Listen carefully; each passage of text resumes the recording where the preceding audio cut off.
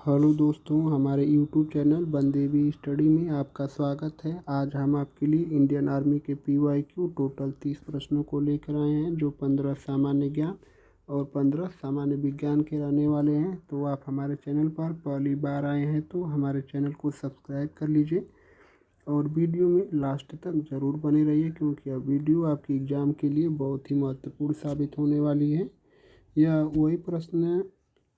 मैं उन्हीं प्रश्नों को लेकर आया हूँ जो इंडियन आर्मी में पिछली बार कई परीक्षाओं में पूछे गए हैं और आगामी होने वाले आर्मी की परीक्षा में पूछे जाने की पूरी संभावना है।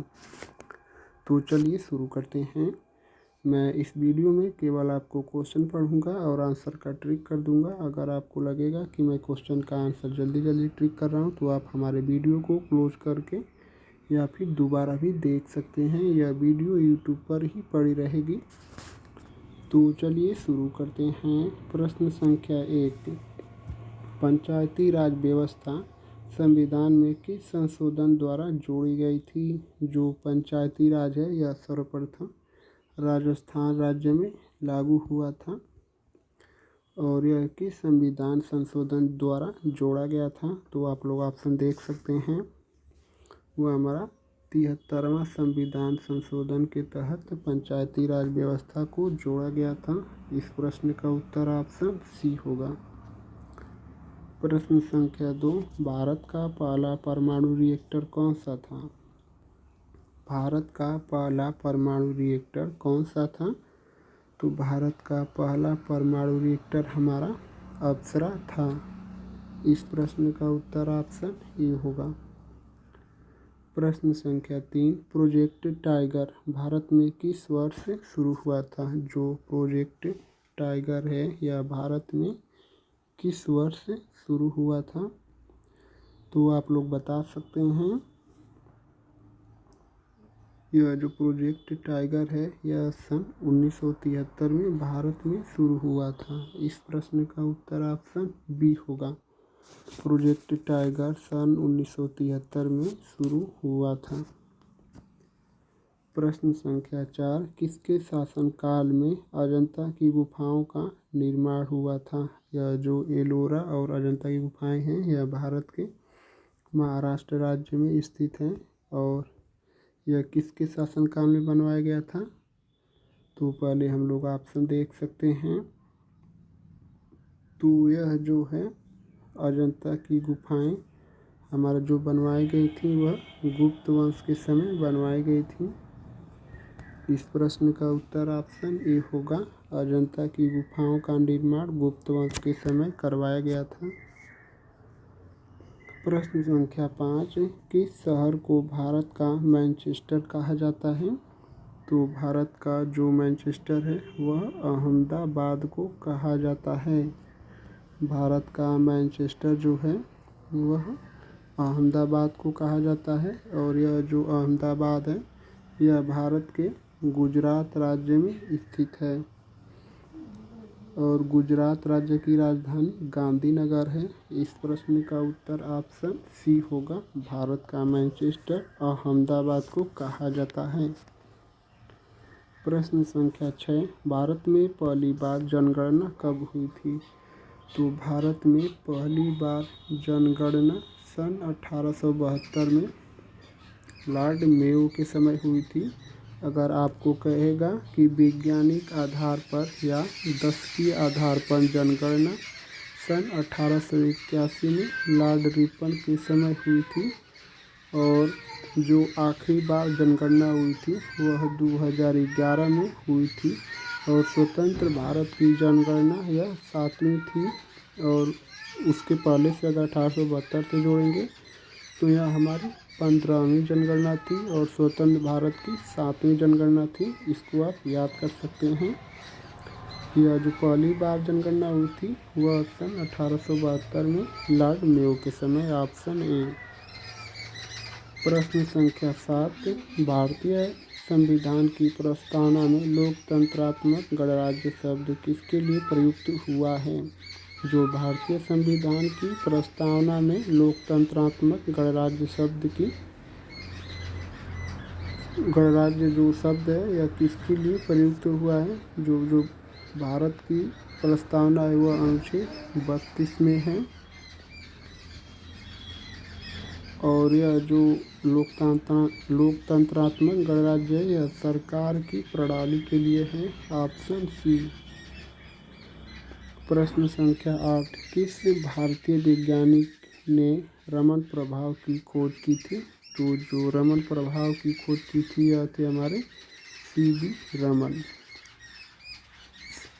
सी.वी. रमन को यह रमन प्रभाव के लिए नोबेल प्राइज भी दिया गया है। इसको आप याद कर लीजिए। इस प्रश्न का उत्तर ऑप्शन ए होगा। प्रश्न संख्या 9, ब्लू रिवॉल्यूशन किससे संबंधित है?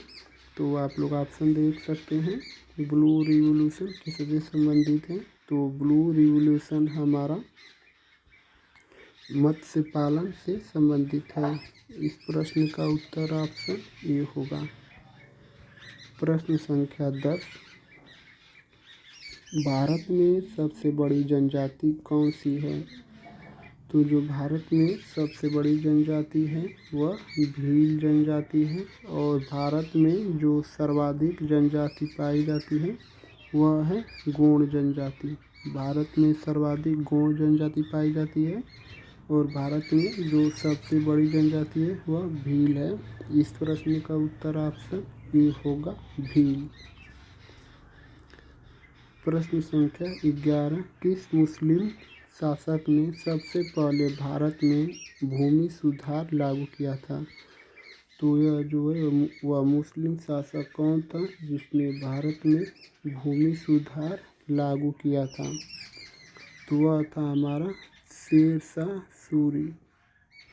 शेरशाह सूरी जिसने जीटी रोड या ग्रांड ट्रंक रोड बनवाया था। इस प्रश्न का उत्तर ऑप्शन बी होगा।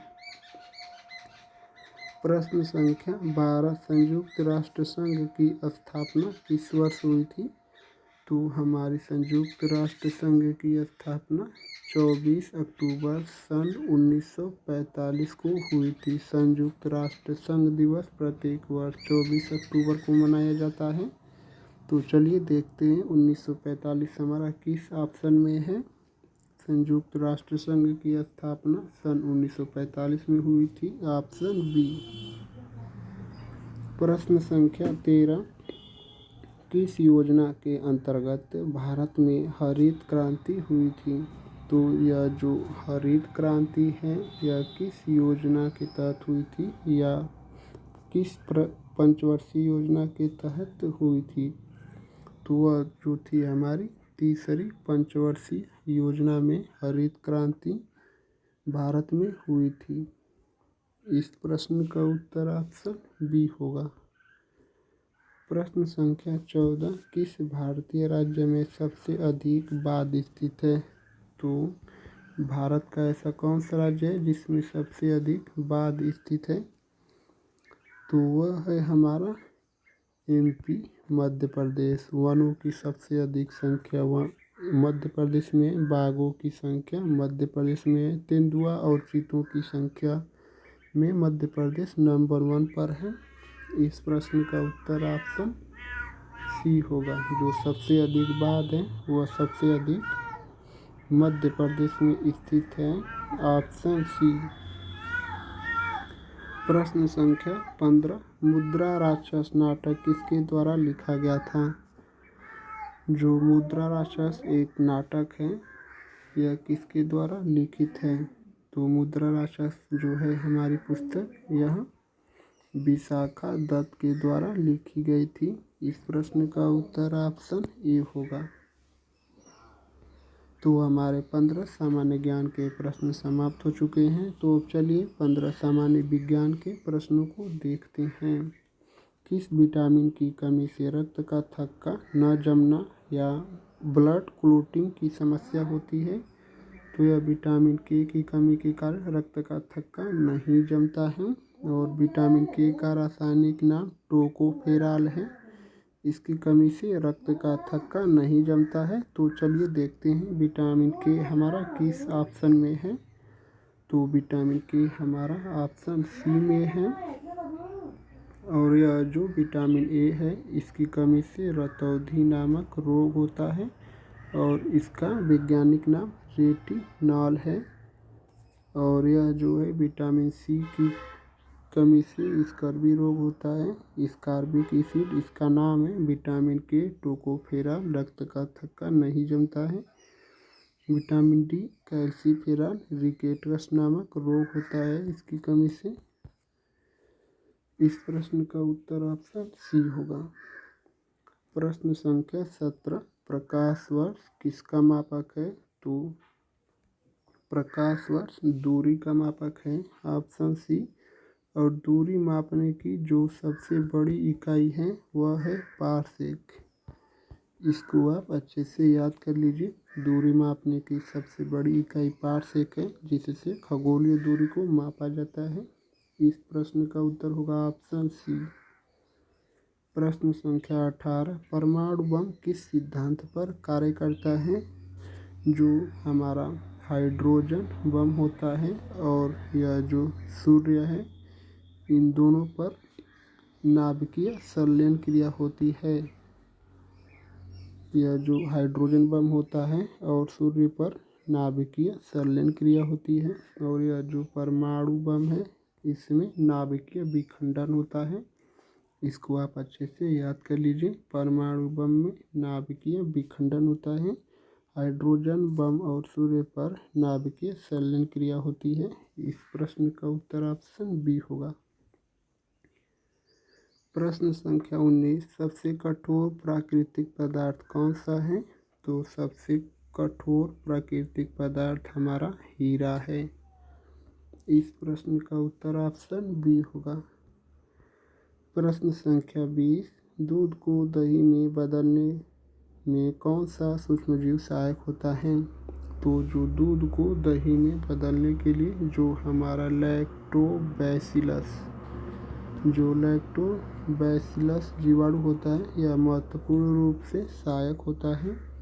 इस प्रश्न का उत्तर ऑप्शन बी होगा। दूध को दही में बदलने के लिए लैक्टोबैसिलस नामक जीवाणु सहायक होता है।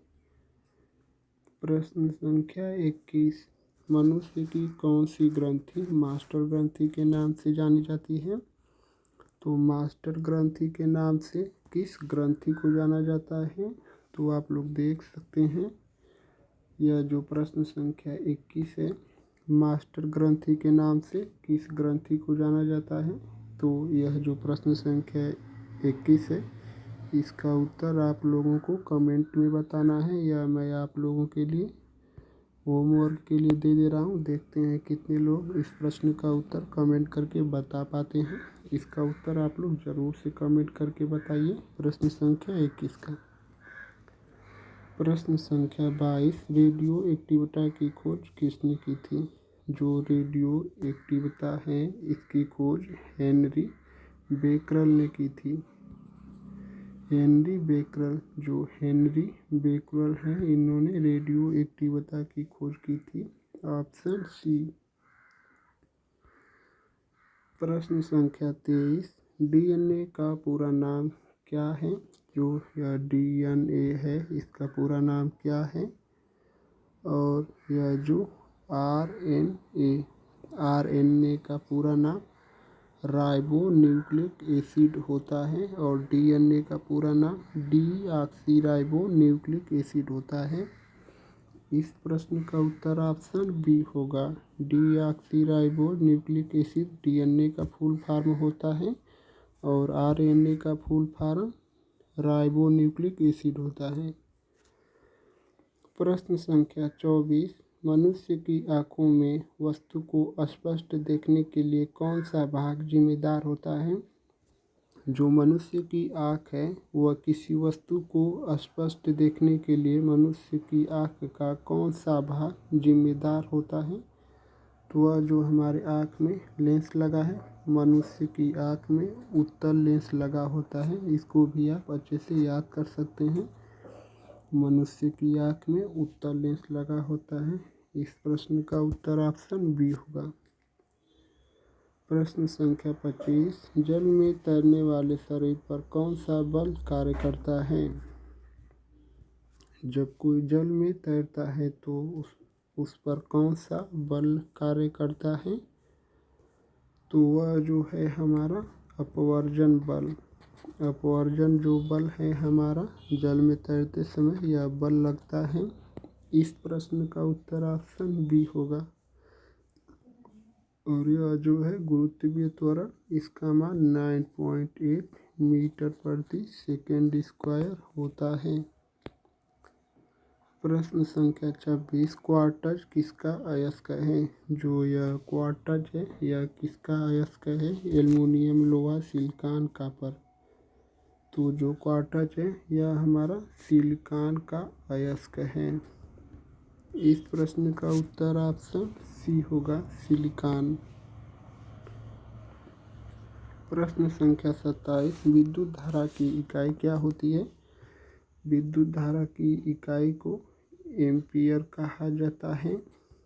और यह जो है वोल्ट विभवांतर का मात्रक वोल्ट होता है। पावर या शक्ति का मात्रक वाट होता है। और ओम प्रतिरोध का मात्रक होता है। ओम का नियम V बराबर IR होता है। ओम्स लॉ इक्वल V बराबर IR। इस प्रश्न का उत्तर ऑप्शन सी होगा, एम्पियर। प्रश्न संख्या 28, पानी का pH मान 7 से कम होने पर वह होता है। अगर किसी भी चीज़ का मान 7 से कम है तो वह अम्लीय है और 7 से अधिक है तो वह क्षारीय है। अगर मान लीजिए किसी वस्तु का pH मान 7 है तो वह उदासीन है। इसको आप अच्छे से याद कर लीजिए। पानी का pH मान 7 से कम होने पर वह क्या होता है? अम्लीय, क्षारीय या तटस्थ या लवणीय। तो वह हमारा अभी मैं आपको बताया हूँ, यह जो किसी चीज़ का मान 7 से कम है pH मान तो वह अम्लीय होता है। इस प्रश्न का उत्तर ऑप्शन बी होगा। प्रश्न संख्या 29, प्रकाश का अपवर्तन किस कारण होता है? जो प्रकाश का अपवर्तन होता है वह किस कारण होता है? तो जो प्रकाश का अपवर्तन है वह जो प्रकाश की किरणें आती हैं इसमें परिवर्तन के कारण प्रकाश का अपवर्तन होता है। ऑप्शन बी, प्रकाश की गति में परिवर्तन होने से प्रकाश का अपवर्तन होता है।